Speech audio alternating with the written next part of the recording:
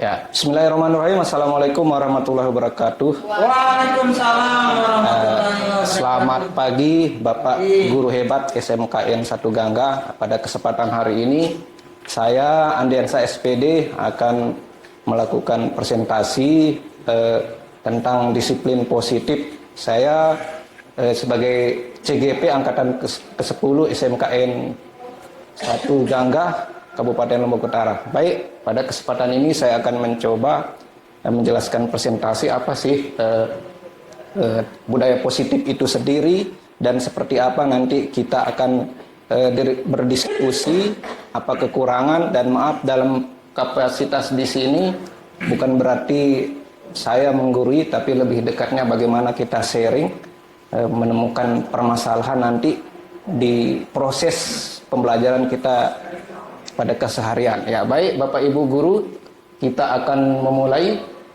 Namun sebelum itu ada yel-yel ya. Siap. Kalau saya mengatakan guru penggerak, tergerak, bergerak, menggerakkan ya. Nah, posisi tangannya di sebelah kiri dengan tangan kanan. Siap, kita mulai ya. Guru penggerak, tergerak, bergerak, menggerakkan. Oke ya, kita akan mulai. Ini merupakan pengertian dari budaya positif. Budaya positif di sekolah merupakan pembentukan karakter bagi peserta didik yang nantinya dapat menjadi pembiasaan positif bagi peserta didik. Itu ya, kurang lebih pengertian dari budaya positif. Contohnya di sini yaitu senyum, salam, sapa, membuang sampah pada tempatnya, berdoa ketika mulai pembelajaran atau melakukan kegiatan toleransi, bertanggung jawab, menjaga kelestarian lingkungan, sekolah, sopan santun, disiplin terhadap peraturan dan tata tertib di sekolah. Kira-kira ini merupakan disiplin atau budaya positif yang merupakan turunan dari visi dari sekolah ya. Ini sambung bertari dengan materi sebelumnya, itu pembentukan visi dan misi ya. Kita lanjut. Perubahan paradigma stimulus. Nah, ini merupakan mindset yang akan dibangun dalam IKM itu sendiri. Jika kita mau melakukan perubahan yang positif, maka mulailah dari diri kita sendiri. Karena seorang pendidik adalah contoh dan teladan bagi peserta didik, dan seterusnya. Saya kira Bapak Ibu guru sudah mengalami semuanya ini, tidak perlu saya bacakan ya. Terus yang kedua, walaupun penuh dengan godaan, memegang teguh apa yang menjadi keyakinan kita akan tetap dipertahankan. Demikian juga budaya positif akan bisa dilakukan kalau seseorang guru bisa konsisten memberikan contoh positif kepada murid dan lingkungan sekolah. Ya, lanjut. Budaya positif merupakan unsur utama dalam terwujudnya budaya positif yang kita cita-citakan di sekolah kita. Disiplin positif merupakan pendekatan mendidik anak untuk mengontrol diri dan pembentukan kepercayaan diri. Sebelum mempelajari modul 1.4, saya beranggapan bahwa disiplin sangat erat hubungannya dengan tata tertib, namun berbeda sekali ya Bapak Ibu guru.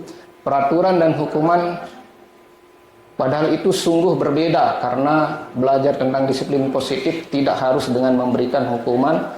Justru itu adalah salah satu alternatif terakhir ya, dan kalau perlu tidak digunakan sama sekali. Nah, nanti kita akan sama-sama berdiskusi kenapa harus dihindari namanya hukuman itu sendiri. Lanjut Ibu aja.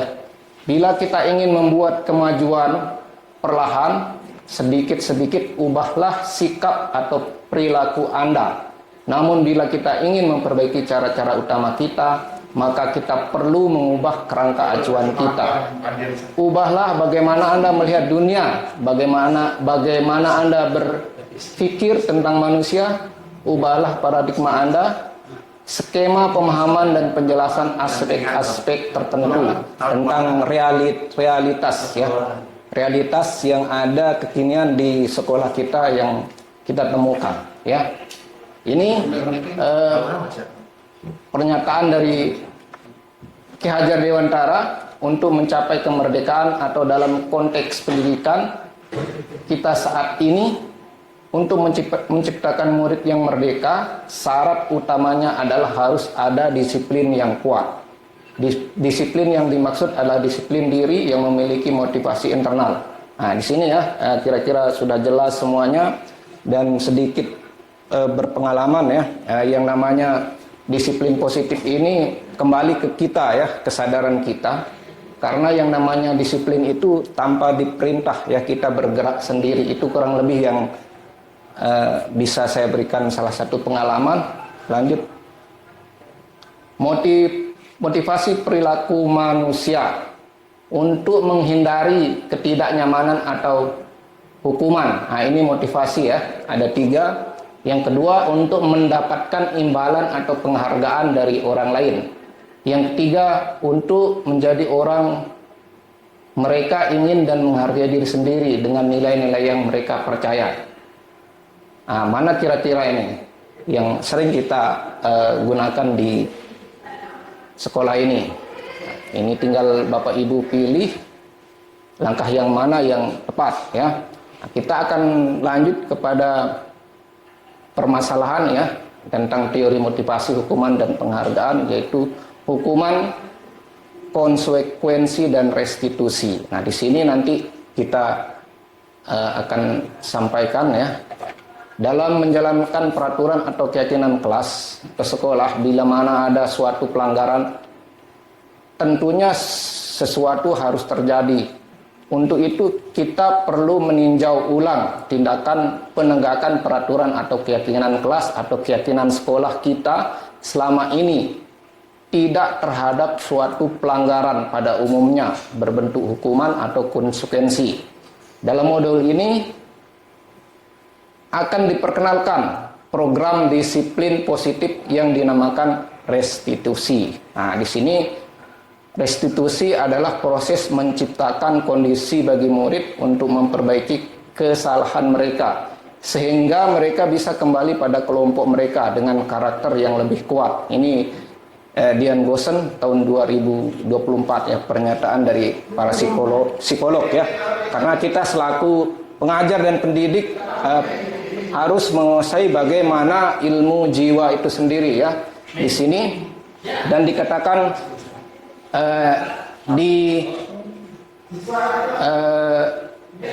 dikatakan identitas sukses ya. Nah, di sini ada 3, hukuman, konsekuensi dan restitusi. Dikatakan identitas sukses itu mencangkup 2 hal, yaitu konsekuensi dan restitusi.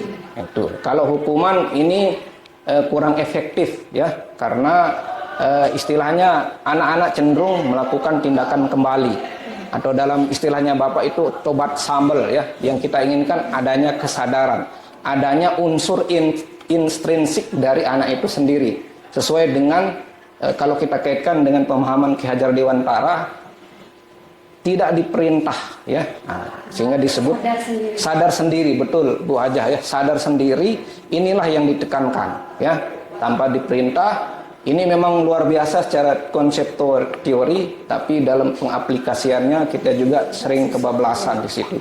Jadi di sini bukan menggurui Bapak Ibu guru, tetapi lebih mengarah ke bagaimana kita sharing ya terhadap permasalahan ini sendiri. Itu. Lanjut Bu Hajah. Nah, dihukum oleh penghargaan. Nah, sebelum Bapak sampaikan ya, Bapak Ibu guru, hukuman dan penghargaan ini sebaiknya kita kurangi. Kalau kita sama sekali tidak bisa menghilangkannya sama sekali, kurangi step by step dan dihilangkan ya. Ini pemahaman kami dan berbagi pengalaman kepada Bapak Ibu guru.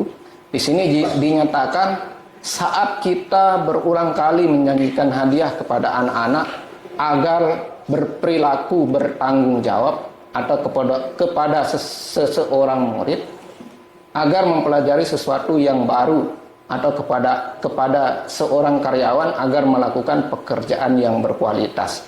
Kita sedang berasumsi mereka tidak dapat melakukannya atau mereka tidak akan memilih untuk melakukannya. Ini selama ini kita keliru ya. Untuk menghadapi siswa kita menghukum dan cenderung memberikan penghargaan. Nah, Untuk pemberian penghargaan ini berbagi sedikit Bapak Ibu guru ya. Cenderung anak akan mengalami kecanduan, tidak hanya merokok atau aktivitas yang lainnya yang membuat ketergantungan, penghargaan juga memberikan ketergantungan. Lanjut Bu aja. Dihukum oleh penghargaan. Nah, seperti yang yang saya katakan tadi, penghargaan tidak efektif. Ini ditekankan ya Bapak Ibu guru. Kedua, penghargaan merusak hubungan. Ya, yang ketiga penghargaan.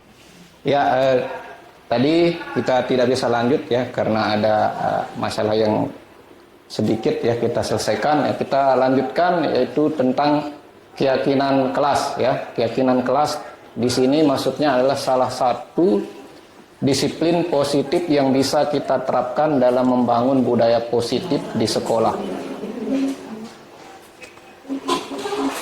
Dengan adanya keyakinan kelas, di setiap kelas diharapkan dapat mewujudkan tujuan pendidikan yang berorientasi kepada profil pelajar Pancasila, yaitu 6 dimensi itu Bapak Ibu guru ya.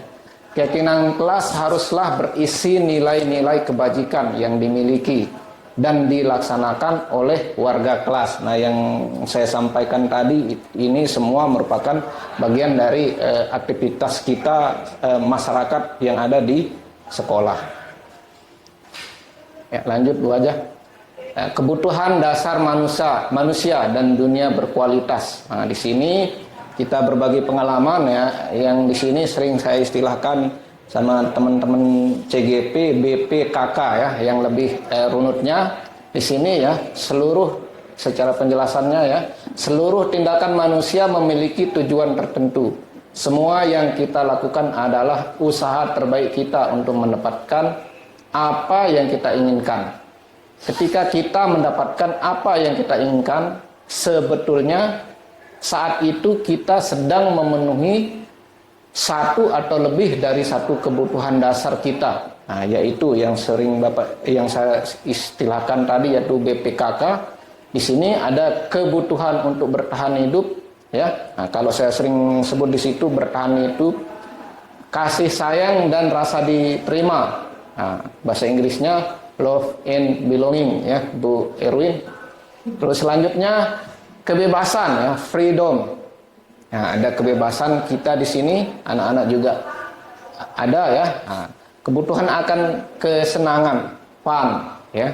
Terus selanjutnya penguasaan, power ya. Karena di sini yang namanya anak SMK jelas ingin menunjukkan dirinya ya, ingin menunjukkan powernya. Di sini kita harus membaca bagaimana mental anak-anak, bagaimana kita harus menyelami jiwa anak-anak SMK itu sendiri.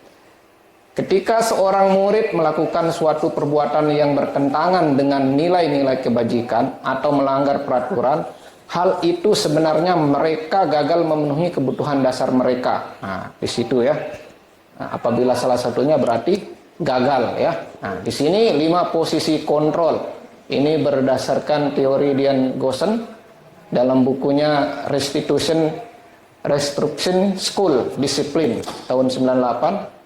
Mengatakan bahwa guru perlu meninjau kembali penerapan disiplin di dalam ruang kelas, di dalam ruang kelas mereka selama ini.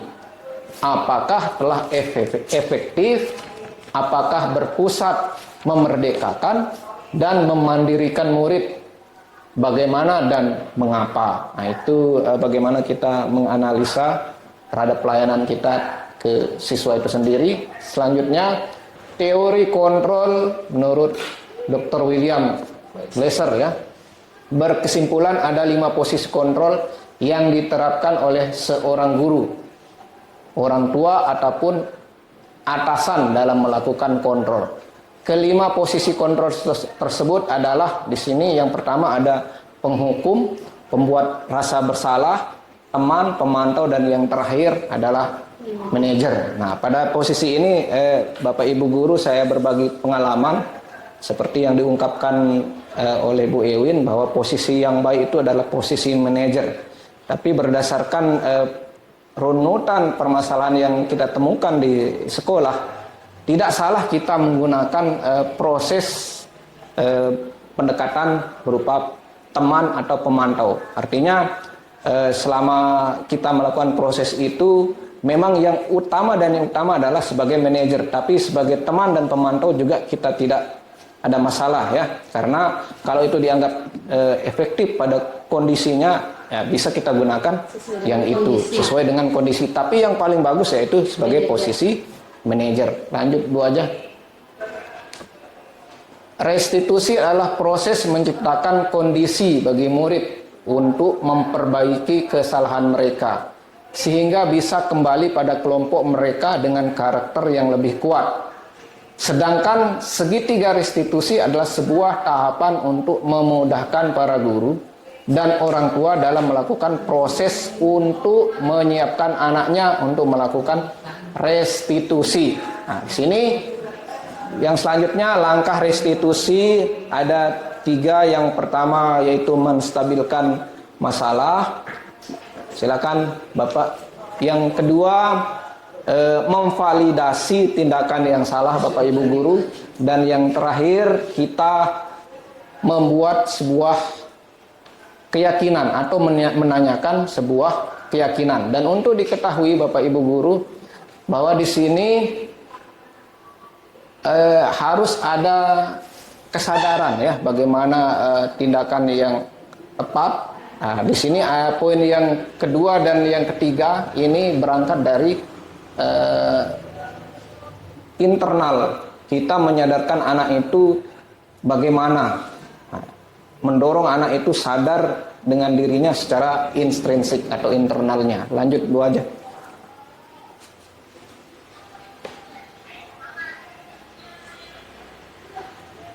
Ada lagi?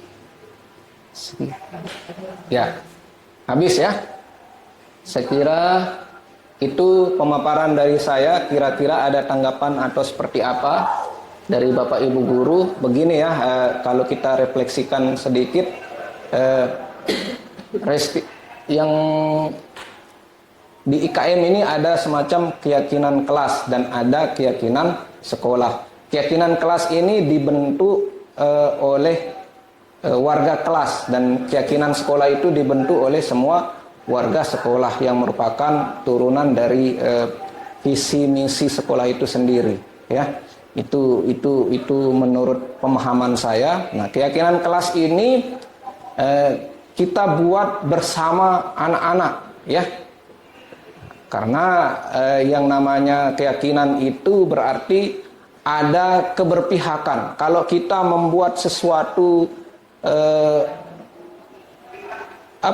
mekanisme atau teknik bagaimana supaya tercipta disiplin di dalam kelas dengan misalnya hanya berpihak pada salah satu atau hanya kita sendiri yang membuat keyakinan atau yang disebut dengan yang lain itu condong kepada membuat suatu hukuman ya, karena kita bikin sendiri dadakan, jadi kesannya itu hukuman ya, baik berupa hukuman verbal ataupun fisik. Nah, sedangkan keyakinan yang diinginkan di kurikulum Merdeka ini adalah keyakinan yang dibuat secara bersama-sama. Nah, kita selaku wali kelas memberikan form pada anak. Mari kita membuat sebuah keyakinan. Nah, keyakinan yang saya pahami di sini Bapak Ibu guru sebelum saya menutup merupakan tema besar yang ingin kita sampaikan dan kita kesepakati bersama-sama. Misalnya tentang disiplin itu sendiri, ya, tepat masuk kelas, ya, memasukkan baju, ya, menyapu halaman kelas baik di luar maupun di dalam, ya, mempersiapkan pembelajaran untuk Bapak Ibu guru itu merupakan suatu keyakinan, yaitu tentang disiplin itu sendiri. Nah, tema yang lain yang kita angkat apa? Nah, ini yang saya rasa merupakan keyakinan. Yang namanya keyakinan berarti ini konsekuensi yang kita terapkan bersama-sama. Itu pemahaman saya Bapak Ibu guru untuk berbagi. Nah, begitu pula yang lebih luas lagi masyarakat sekolah. Ya, ada keyakinan sekolah. Nah, misalnya di sini keyakinan kita disiplin. Turunan dari disiplin itu ya datang masuk sekolah tepat waktu, ya, dan sebagainya yang kita amati, dan itu mudah-mudahan relevan dengan visi misi dan merupakan ending akhir dari apa yang diinginkan oleh sekolah kelak di kemudian hari oleh para pendidik dan harapan orang tua maupun masyarakat. Itu ya kira-kira pemahaman saya dari budaya positif atau disiplin positif ini. Nah, nanti ketika Bapak Ibu menemukan the headlock di situ, upayakan jangan sampai kita menerapkan hukuman Bapak Ibu guru. Di sini disebut dengan identitas gagal, ya. Kalau kita mengambil suatu tindakan konsekuensi dan restitusi, berarti kita mendorong anak ini sadar atau berangkat dari unsur intrinsik anak ini sendiri. Nah, kalau tidak kita temukan karakter atau perilaku yang berubah, maka kita akan kembali, ibaratnya kaset kita review kembali. Kebutuhan dasarnya apa yang lebih mendalam, seperti yang diungkapkan oleh Ibu Ajah, ternyata anaknya curhat. Nah, tidak diberikan, silakan Bapak ya, tidak diberikan uang saku, berarti kebutuhan survival ya, bertahan hidup, tidak sarapan atau seperti apa. Ditanya lagi sama wali kelasnya sebelum guru BK, ternyata anak ini tidak diperhatikan oleh bapak ibu gurunya, broken home, dan ini merupakan kebutuhan dasar. Jadi perilaku anak itu pasti ada sebab musababnya, sehingga harapannya di kurikulum Merdeka ini kita tidak diberikan suatu sikap untuk menghukum anak itu sendiri, melainkan bagaimana menyadarkan anak itu sendiri. Demikian Bapak Ibu guru yang bisa saya sampaikan. Kurang lebihnya saya mengucapkan Assalamualaikum warahmatullahi wabarakatuh. Waalaikumsalam. Guru penggerak, tergerak, bergerak, menggerakkan. Oke.